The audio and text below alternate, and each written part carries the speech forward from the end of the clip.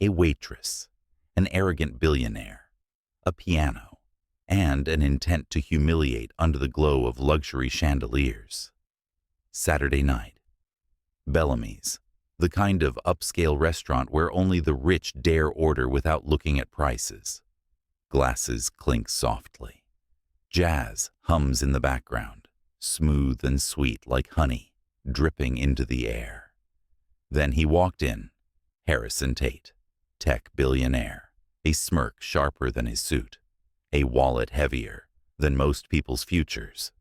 He didn't need to raise his voice to be noticed. His arrogance turned heads before his words ever did.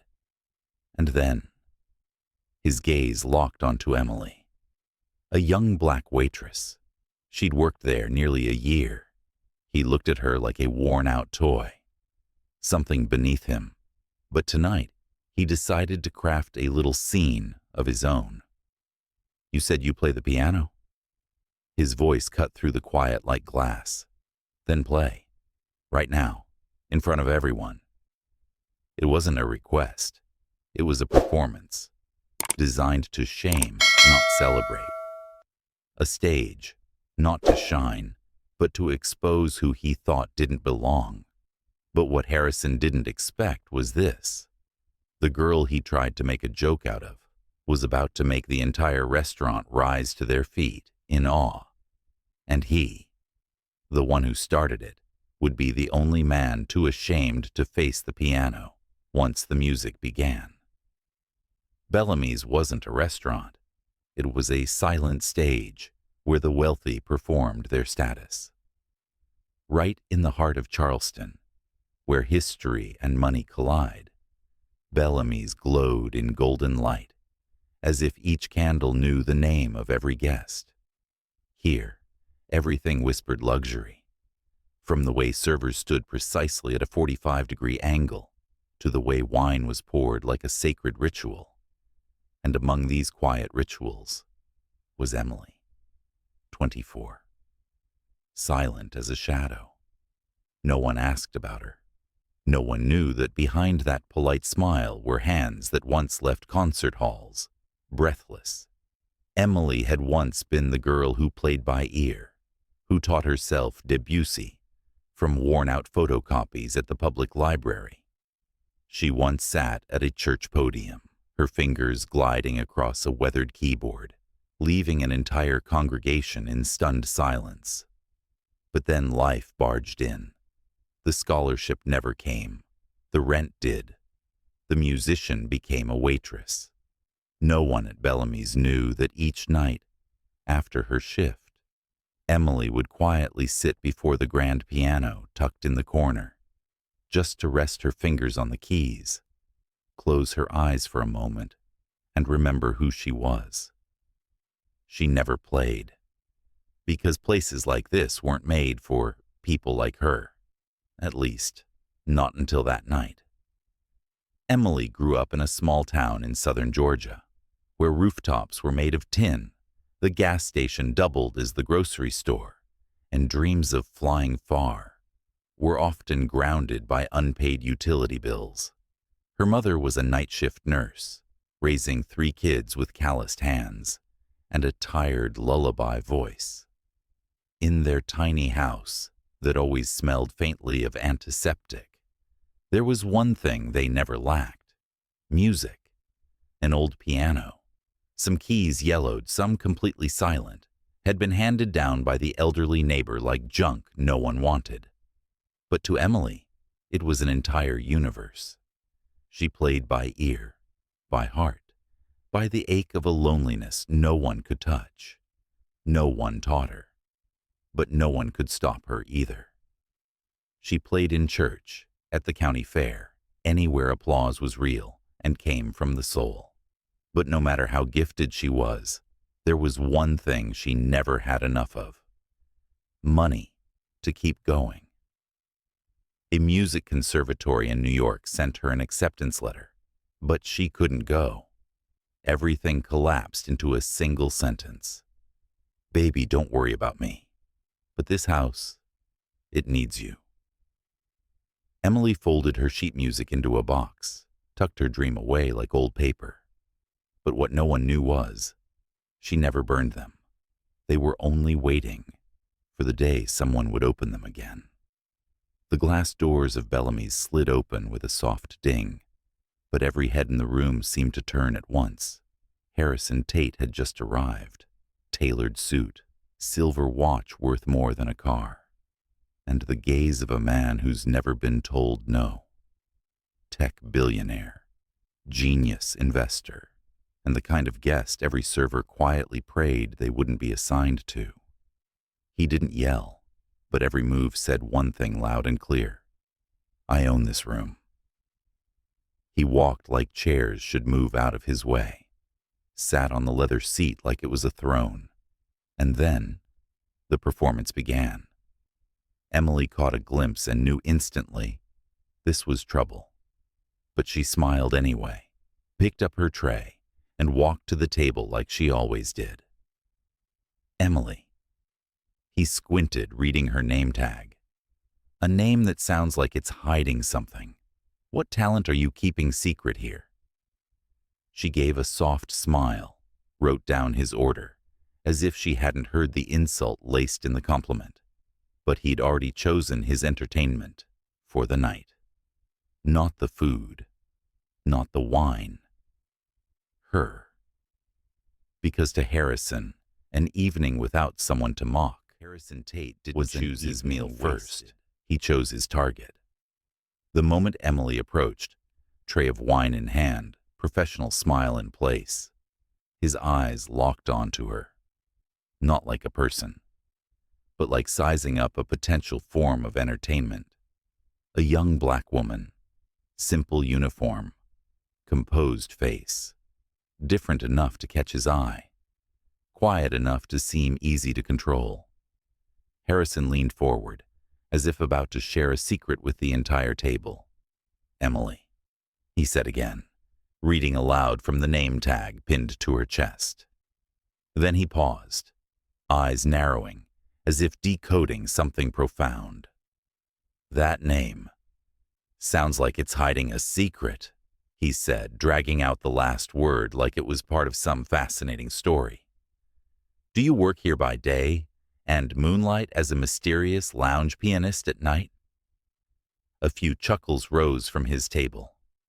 Emily gave a polite smile, nodded, and turned away, as if she'd heard nothing but the order. But she heard everything.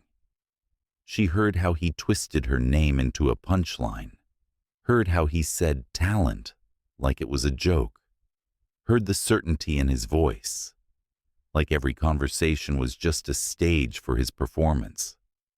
What Harrison didn't know was that sometimes even a single mocking line can awaken something he never saw coming. Dinner had settled into a quiet lull, the soft clink of cutlery against porcelain, the piano in the corner drifting like wine smoke through the air. Emily approached with a bottle of red. She leaned in gently, pouring into Harrison's glass, her hand steady, graceful. But he had been waiting for this moment. So tell me the truth, Emily. His voice rang louder than necessary. What do you do when you're not bringing food to tables? Someone like you surely has a dream tucked away somewhere.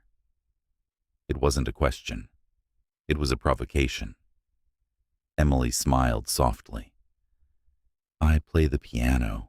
Sometimes, she said, hoping the answer was polite enough to close the door. But that was the spark Harrison had been waiting for. Piano? Really? He leaned back in his chair, lifting his wine glass like it was a prop in a play. Then why don't you give us a piece? Right here, a little performance for the room. The air shifted. A few diners turned their heads. Others paused mid-bite. Emily took a small step back, her lips still wearing that professional smile. Thank you, but I'm just here to work tonight. Harrison let out a laugh, loud and theatrical, then shook his head with mock disappointment.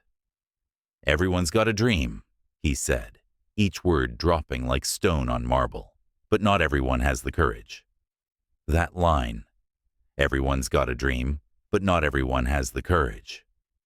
It didn't just echo. It hit her chest like a slap, in front of everyone. Emily stood frozen, tray now empty in her hands, heart pounding out of rhythm. Dozens of eyes landed on her. No one spoke up. No one stepped in. Even her co-workers looked down, as if they too had grown used to scenes like this. And then, in the silence that felt like suffocation, her mother's voice rose in her mind, soft, but forged from steel. Don't let anyone decide your worth. You weren't born to be humiliated in front of strangers. You were born to be heard. Suddenly, the noise of the restaurant faded. She no longer heard silverware, no longer saw the waiting eyes. There was only her breath, and the memory of a little girl sitting at a broken piano, believing music was the one thing in this world no one could take from her. Her chest tightened, but it wasn't fear anymore. It was something rising, stronger, deeper, not to fight back, but to come home to herself. She looked up, and for the first time that night, she didn't look away from him. Emily took a deep breath. Her gaze no longer wavered. One hand tightened around the serving tray, like it was the last weapon she needed. Then she set it down, slow, deliberate. "All right," she said. Her voice wasn't loud, but it sliced through the heavy air with startling clarity. "I'll play." The entire restaurant froze, as if sound had been vacuumed out of the room. A wine glass paused, mid-air. Forks hovered, untouched. Harrison blinked, caught off guard for a split second, then smiled like he'd just won the game. Emily didn't look at him. Not anymore. She wasn't playing by his rules now. She turned, walked toward the grand piano, sitting quietly in the corner. Each step echoed against the wooden floor, like the slow beat of war drums. Measured, unstoppable. A waitress marching straight into the center of every gaze, as if the stage had always been hers. Light skimmed the top of her hair as she passed the bar. The polished black piano reflected a face that was calm, but inside, a storm had begun to shift. She pulled the bench out, sat down, placed her hands on the keys. Silence.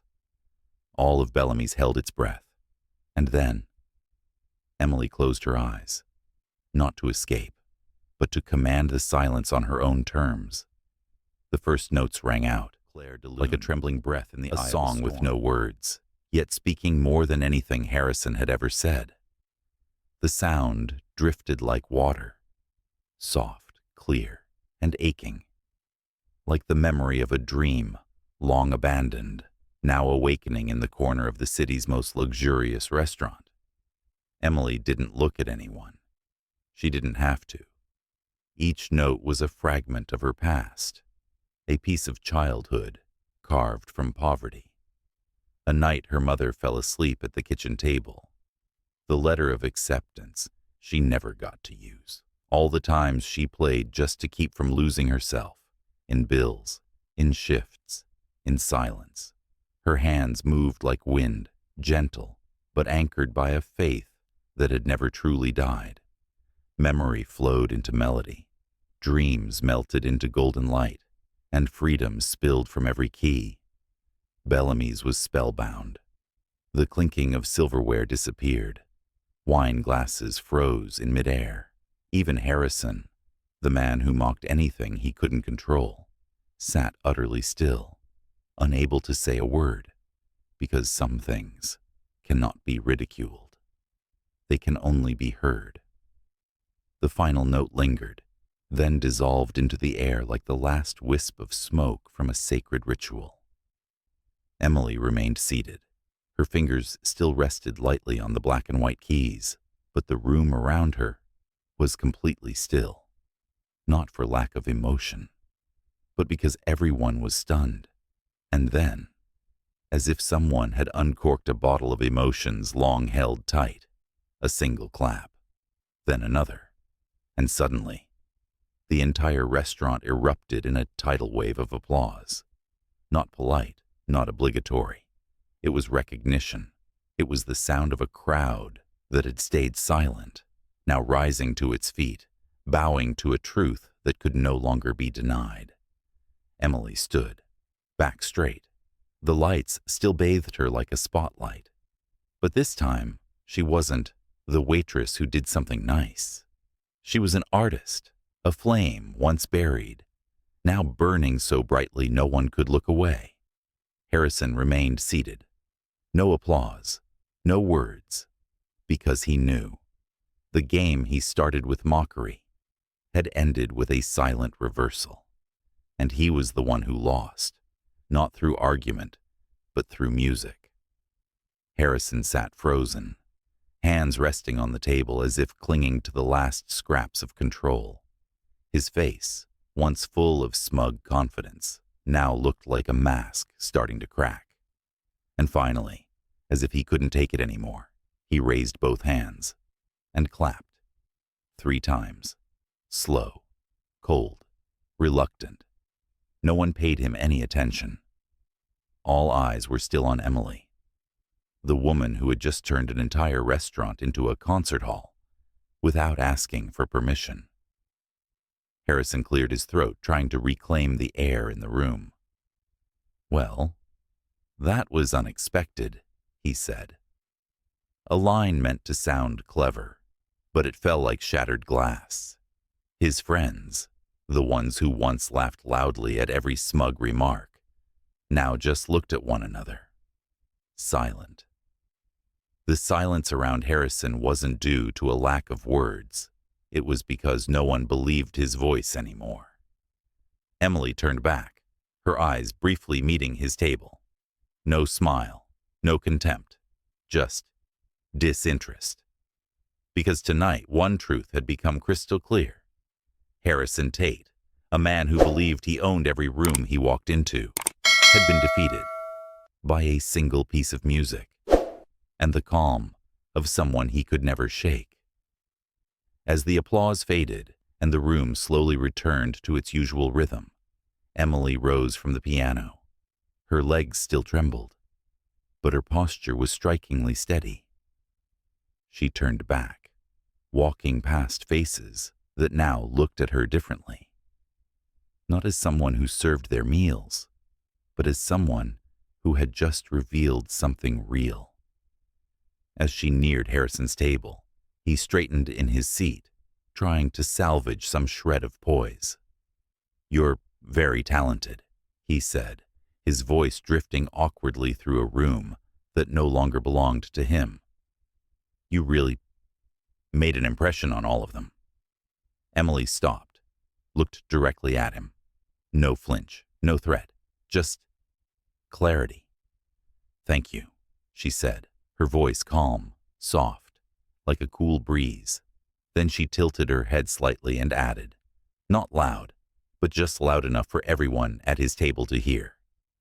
"Everyone has a gift. Some people just hide it. What matters is how you choose to use it. No anger, no sarcasm, just a truth too solid to ignore." Her words landed on the table like a final note, not loud, but deep enough to leave the whole room in thought. And Harrison had no reply. Only silence remained, the very same silence he used to wield against others, now turned inward. After Emily's final words, no one spoke, not because they didn't know what to say, but because they all felt there was nothing left to say. The silence around Harrison's table was so heavy, even he didn't dare shift in his seat. One of his friends glanced sideways, a lost, awkward look, no longer seeing Harrison as the center of anything.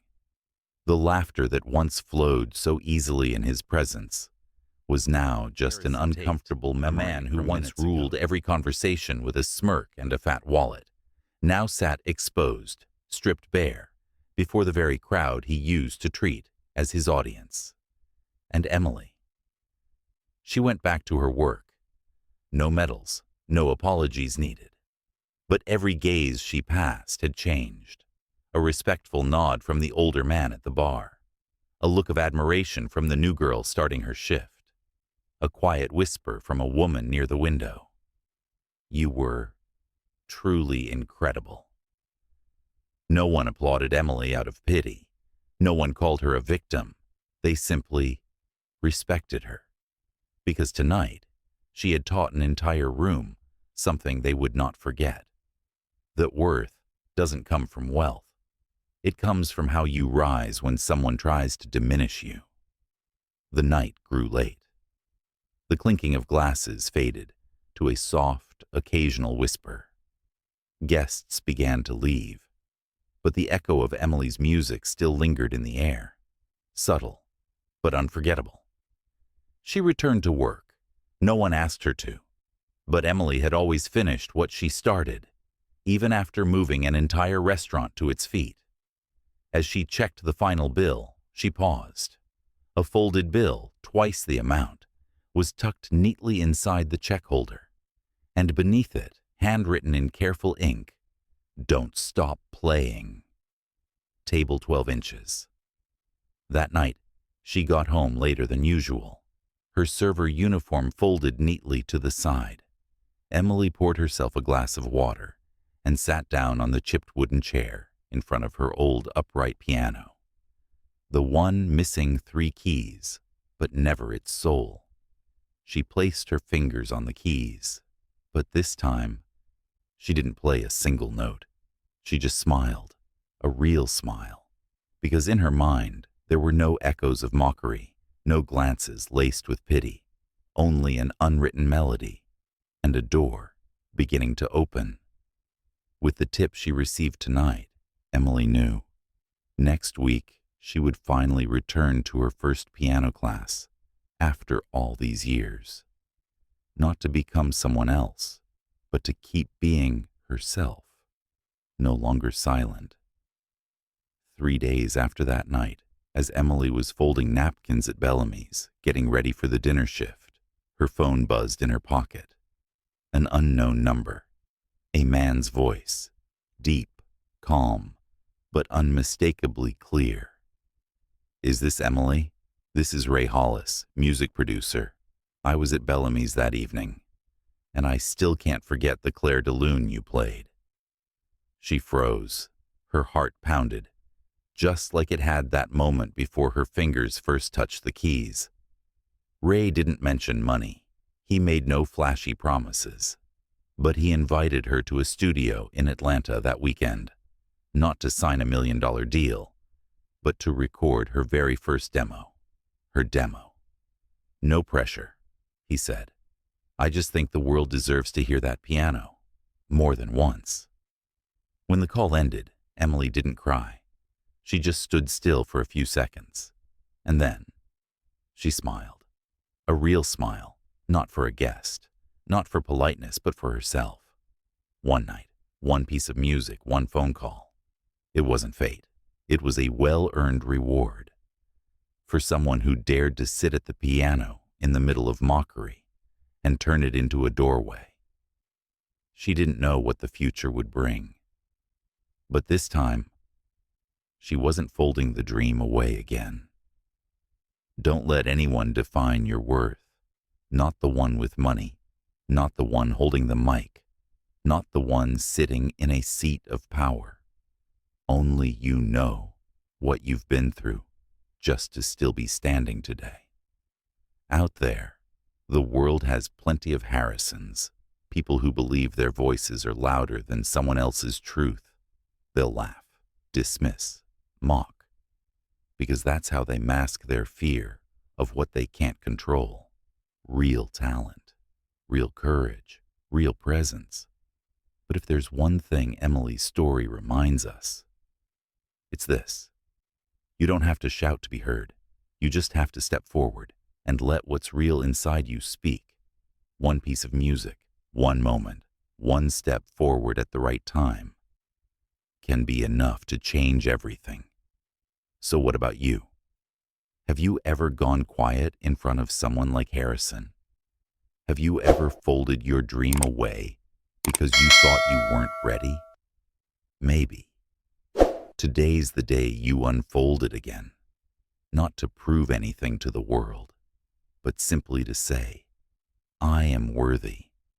And if you've been waiting for a sign to begin, this story is it.